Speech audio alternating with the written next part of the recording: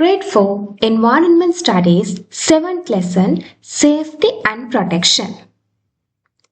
අද අපි එන්නේ අලුත් පාඩමක් 7වෙනි පාඩම Safety and Protection. Safety. අපි බලමු මොකක්ද මේ safety කියන්නේ. Safety means being free from danger. අනතුරකින් තොරව සිටීම තමයි safety කියලා කියන්නේ. Protection. Protection means taking action before danger happens. අනතුරක් වෙන්න කලින් ඒක වළක්වන්න ගන්න පුළුවන් පියවරට තමයි මේ protection කියන්නේ. We must always think about our own safety and the safety of others. හැම වෙලාවෙම අපේ වගේම අනිත් අයගේ ආරක්ෂාව ගැනත් අපි හිතන්න ඕනේ. Types of accidents. අනතුරු වර්ග කරලා තියෙනවා. There are two categories. Natural disasters, accidents by human activities. Natural disasters පැත්තට එනවා tsunami, flood, earthquake. Accidents by human activities, road accidents, මාර්ග අනතුරු, fire, ගිනි ගැනීම, falling from stairs. ඊළඟට අපි එනවා අලුත් කොටසක්. Unsecure situations and places we face in our daily lives.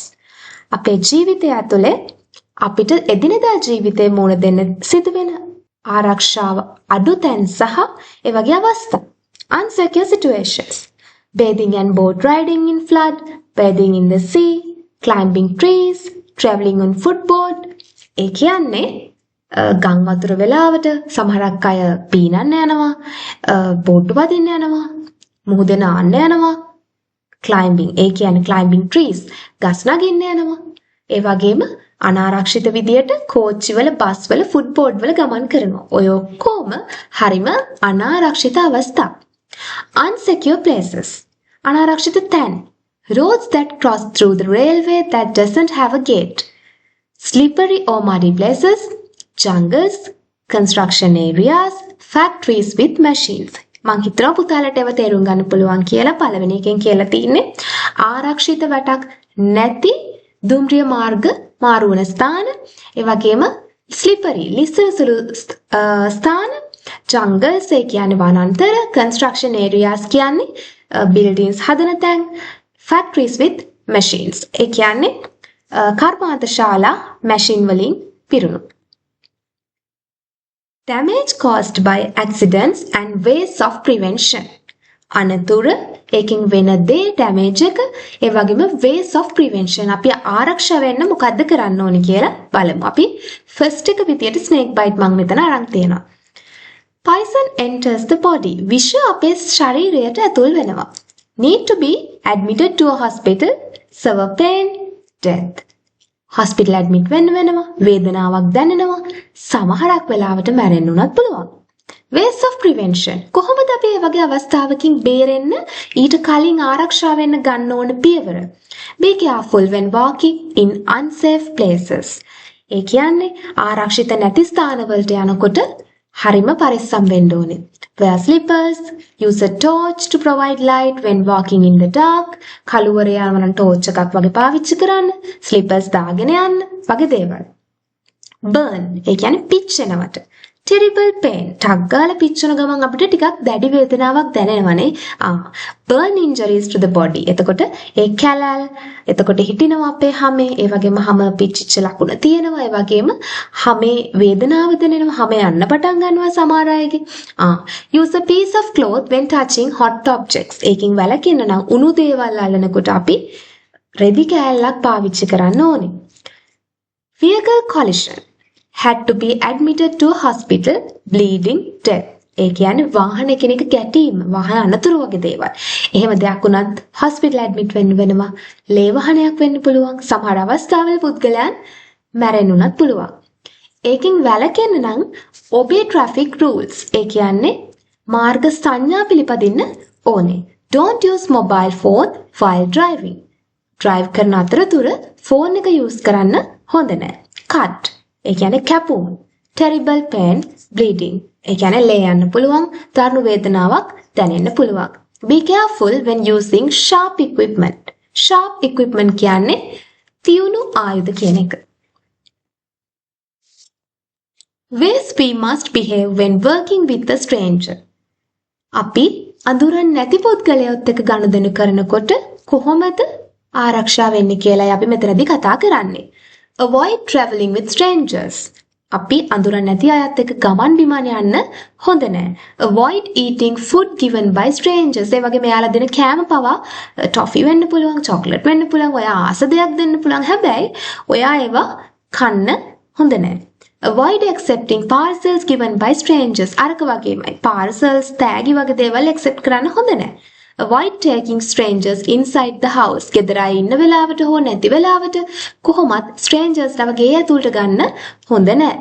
Say no and walk away if a stranger offers you a ride of a gift. Always tell your parents where you go and with whom. ඔයා හැම වෙලෙම යන්නේ කාත් එක්කද ඉන්නේ කාත් එක්කද කියලා ඔයාගේ දෙමව්පියන්ව දැනුවත් කරන්න ඕනේ. Different clothes and equipments used in occupation and sports. එක එක ඇඳුම් සහ භාවිත වන දේවල් එක එක ක්‍රීඩා කරද්දී සහ රැකියාවන් වලදී අපි දැන් කතා කරන්නේ ඒක. ක්‍රිකටර් කෙනෙක් කියන්නේ ක්‍රීඩකයෙක්, ක්‍රිකට් ක්‍රීඩකයෙක්. මොනවද? ටී-ෂර්ට්, ට්‍රවුසර්ස්, හෙල්මට් වගේ දේවල්. තව මෙතන අමතර දීලා තියෙනවා equipment used, ball and bat. Mainly ඒගොල්ලෝ බෝල් එකයි බැට් එකයි තමයි පාවිච්චි කරන්නේ. ඊළඟට Quarryman, helmet and boot.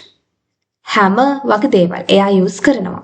ඒ වගේම mattock, doctor, shirt, trousers, gloves, stethoscope, thermometer තමයි use වෙන්නේ. තවත් දේවල් තියෙනවා මම මෙතන කීපයයි දීලා තියෙන්නේ.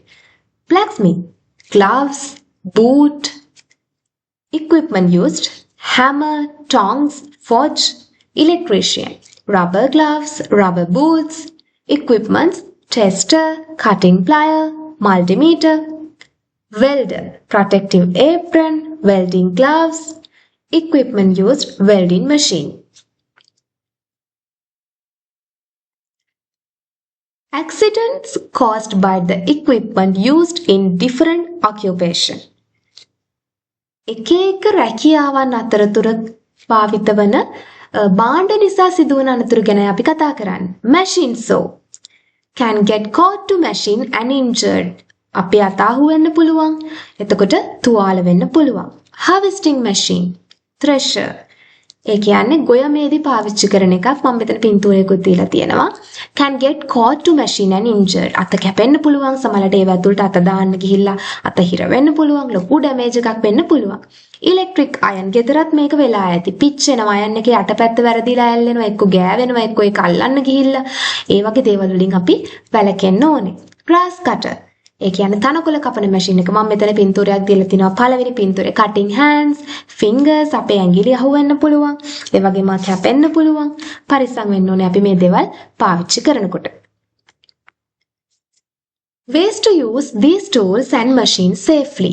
අපි මේ දේවල්, මේ ඉලෙක්ට්‍රික් දේවල්, equipments, tools පාවිච්චි කරනකොට පරිස්සම් වෙන්න ඕන ආකාරය කියලා තියෙනවා. Printer. Wear safety equipment and operate the printer carefully according to instruction. Printer එකක් පාවිච්චි කරනකොට ඒ switch on කරලා මොකුත් ඉලෙක්ට්‍රික් ප්‍රශ්නයක් ඇති වෙන්නේ නැති වෙන්න හරිම safety විදියට පාවිච්චි කරන්න ඕනේ. Thresher. Operate the machine carefully and follow safety instructions to prevent accidents. ඒ තියෙන instructions වලට තමයි අපි වැඩ කරන්න ඕනේ. Electric iron. Stand on a rubber mat while ironing. iron කරනකොට rubber mat එකක් උඩ ඉඳන් iron කරන්න කියනවා. එතකොට current එක වදින්නේ නැහැ. ඒ වගේ දෙයකදී අර rubber mat එකක් තියලා තමයි අපිට iron කරන එක හොඳයි කියලා උගන්වන්නේ. Lawn mower. Wear gloves, boots and eye protection. ඒ වගේ දේවල් පාවිච්චි කරනකොට eye protection එකක් දාලා හොඳට boots දාලා gloves දාලා පාවිච්චි කරන්න ඕන. Rice cooker. Do not touch with wet hands. Do not use metal spoons. ඒ වගේ දේවල් ගැන සැලකිලිමත් වෙන්න. තෙතත් පිටින් අල්ලන්න යන්න එපා. ඒ වගේ metal spoons වගේ ඒවා එකට දාන්න යන්න එපා. ඒ වගේම switch එක ගහලා තියෙනකොට අතින් ඒක අල්ලන්න යන්න එපා. clean කරන්න යන්න එපා. අන්න ඒ වගේ දේවල් ගැන සැලකිලිමත් වෙන්න ඕනේ. Ways of spreading infectious diseases. අපි දැන් කතා කරන්නේ ලෙඩ රෝග සහ ඒවා පැතිරෙන ආකාරය ගැන.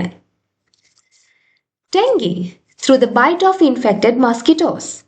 ඒ වගේම ෆිලරියා, මැලේරියා ඔය හැමදේමත් ඩෙන්ගි වගේමයි මොස්කිටෝ බයිට් එකකින් තමයි ඇති වෙන්නේ. මදුරුවන් දෂ්ට කිරීමෙන් through the bite of infected mosquitoes. cholera, diarrhea, dysentery වගේ දේවල් ඔක්කොම by consuming contaminated food and water. අපිරිසිදු කෑමට නොසුදුසු වතුර ඒ වගේම ආහාර පාවිච්චි කිරීම නිසා ඇතිවෙන.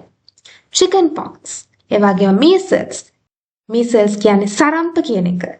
through air droplet from an infected person. හැදිච්ච කෙනෙක් තුලින් අපිට පැතිරෙන්න පුළුවන්. causes of non-communicable diseases.